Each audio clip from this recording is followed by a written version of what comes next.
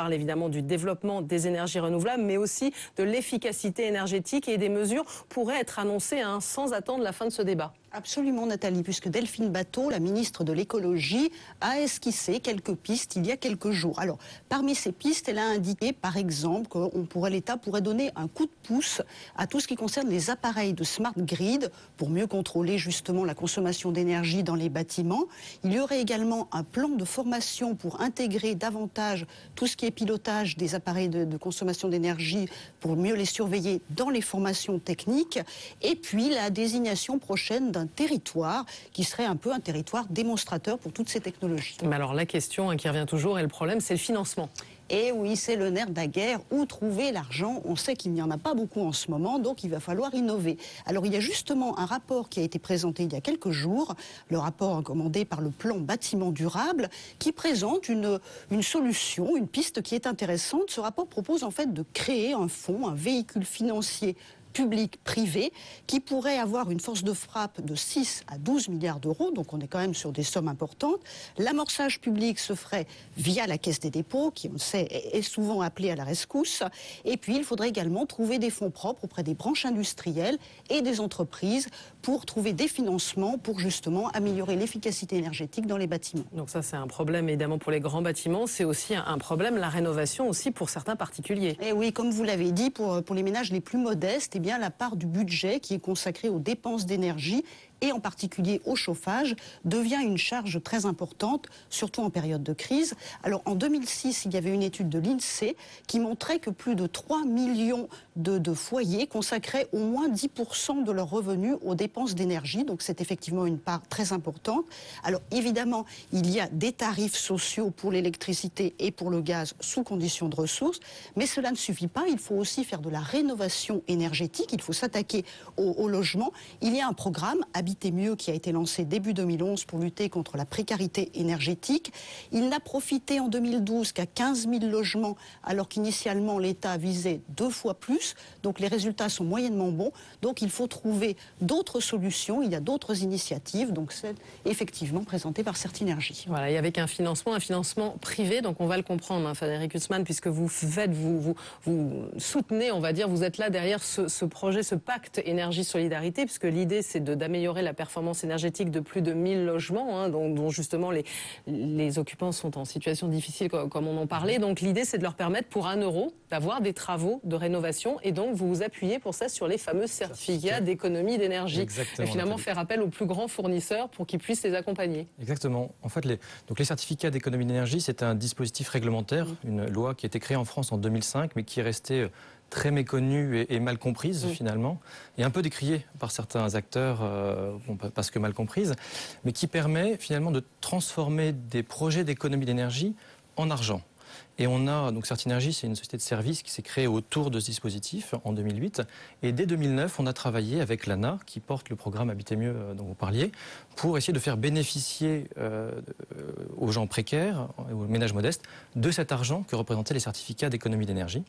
Et le projet finalement a mûri et nous a amené aujourd'hui, tout début 2013, à obtenir la validation par l'administration française d'un programme de lutte contre la précarité énergétique, qui s'appelle donc le Pacte Énergie-Solidarité, qui permet, grâce au financement privé des certificats, de réaliser quasiment gratuitement, pour 1 euro symbolique, l'isolation des ce qu'on appelle des passoires thermiques. C'est des maisons individuelles qui ont ce qu'on appelle des combles perdus, donc un grenier non aménagé. Et comme vous le savez, la chaleur monte. Et ces maisons-là perdent plus de 25% de leur chaleur par le toit. Et l'isolation de ces toits est une opération finalement relativement simple et qu'on arrive à industrialiser. C'est l'ambition de ce pacte. Alors vous disiez, hein, parfois ces certificats d'économie d'énergie, c'est pas toujours très bien vu. L'idée c'était pour les fournisseurs de faire des économies également sur leur propre installation, mais aussi d'inciter les clients, de les sensibiliser. D'ailleurs certains ont vu finalement des grandes enseignes sembler se mettre du côté de fournisseurs d'énergie, ne comprenaient plus rien. Qu'est-ce que ça peut apporter finalement concrètement de voir aussi que ça peut se réaliser pour des gens qui sont dans une situation difficile? Ça apporte, je pense, toute sa légitimité à ce dispositif.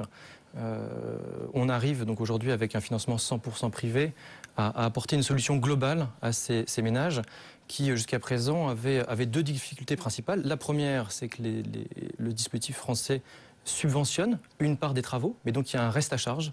Et quand on est dans la précarité, ce reste à charge est souvent un frein colossal. Voilà, on n'a pas d'argent à investir et puis voilà, on est remboursé de ces... les subventions arrivent après les travaux, donc il faut avancer les sommes. C'est compliqué pour les ménages précaires. Et en plus, il faut que ces ménages trouvent des entreprises pour intervenir chez elles. Et donc, c'est un peu un parcours du combattant.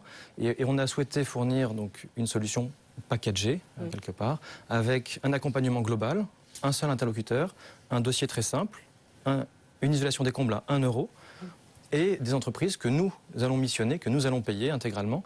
Donc le particulier ne débourse rien. Et en ce sens, c'est une mini-révolution, je pense, aujourd'hui dans le... Alors, le chantier, qu'est-ce que vous allez faire concrètement pour ces logements? Qu'est-ce que pour 1 euro symbolique, qu'est-ce que les particuliers pourront avoir de nouveau dans leur vous parliez des combles, est-ce qu'il y a des matériaux particuliers? On va faire l'isolation des combles. Donc, un grenier non aménagé va être isolé avec 23 cm de laine de verre. On a un partenariat avec Isover qui nous fournit du matériau. Et on va donc réaliser toute l'isolation de cette toiture et faire environ 25% de gain de performance à la maison, sachant que pour un ménage en précarité, donc il ne se chauffe pas autant qu'il le souhaiterait, c'est quasiment 4 degrés de plus en hiver qui sont gagnés grâce à cette simple opération. C'est aujourd'hui l'opération la plus rentable, quelque part, ou la plus efficace dans les maisons individuelles. Et vous, qu'est-ce que ça vous apporte, cette énergie? C'est ce que je disais, depuis 2009, vous êtes vraiment un spécialiste des certificats d'économie d'énergie. Vous avez permis d'économiser, c'est plus de 10 TWh, c'est ça, d'économie d'énergie depuis sa création, ce qui représente à peu près la consommation de 21 000 Français. Vous, ça vous apporte quoi, cette démarche et ce plus? Et puis aussi de travailler finalement avec l'État. Ça nous apporte, premièrement, une grande satisfaction. C'était vraiment un vrai projet d'entreprise que d'arriver à apporter une réponse concrète, opérationnelle à cette problématique de la précarité énergétique dont on parle beaucoup, mais voilà, on se dit, nous on peut faire quelque chose. On avait créé un fonds de dotation, donc c'est une forme de fondation qui, depuis 2010, subventionne des actions de formation de ces ménages modestes. L'idée étant de dire que parfois ils ne peuvent pas se payer les travaux, mais on peut les accompagner pour apprendre les éco-gestes, comment finalement mieux vivre sans avoir à investir. Et donc ça, c'est une action de mécénat qui est portée par l'entreprise depuis plus de 2 ans. Et on a finalement monté ce pacte qui est une activité commerciale. Notre ambition, c'est d'arriver, en industrialisant les travaux, à finalement gagner de l'argent, parce qu'on va les réaliser pour... entre guillemets, pas cher du tout. Voilà, puis vous partez de 1000 logements, pourquoi pas beaucoup plus. Et juste un mot aussi, parce que ces certificats d'économie d'énergie, on arrive bientôt à la 3e période, c'est peut-être compliqué à expliquer, ça sera peut-être encore plus difficile pour les fournisseurs, il faudra faire de la pédagogie, Alors, oui, malheureusement, j'ai pas de boule de cristal, tout le monde y va de ses prévisions en ce moment. On devrait être fixé sur le cadre réglementaire dans les mois qui viennent. Delphine Batho a annoncé des objectifs plus ambitieux. On n'en sait pas beaucoup plus pour l'instant, mais on attend avec grande impatience effectivement de connaître cette ambition pour les certificats, qui devrait amener les fournisseurs d'énergie à continuer leurs efforts et à subventionner des actions comme le pacte énergie-solidarité. En tout cas, c'est intéressant de voir cette démarche-là. Merci à vous d'être venu dans Green Business. Merci aussi à Patricia Laurent. On va marquer une nouvelle pause dans cette émission et on se retrouvera pour un nouvel épisode.